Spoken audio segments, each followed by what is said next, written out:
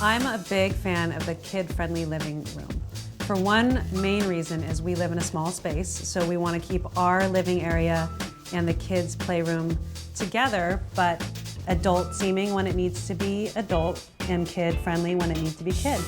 We have a stone floor in our house, which is not exactly kid-friendly, so I ordered faux wood, which seemingly could be a disaster, and it ended up great, foam mats.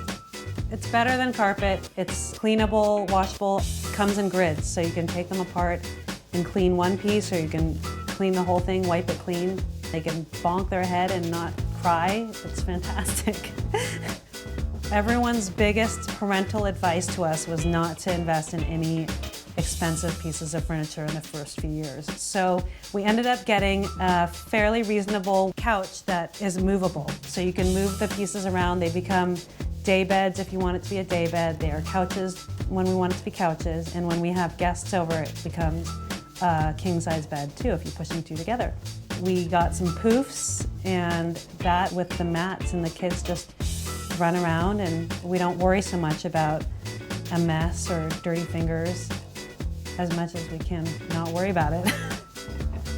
We decided that toys need to be hidden at some point, again, because our space is so small. So we have invested in all different kinds of African baskets. And at the end of the day, the kids put all their toys back in the baskets and put the lid on, and it looks like a normal living space again.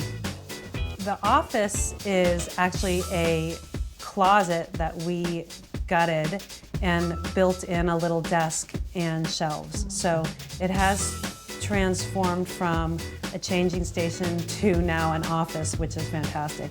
And it keeps me in the loop with what the kids are doing, but at the same time, I can be at the computer and answering emails without having to leave the room.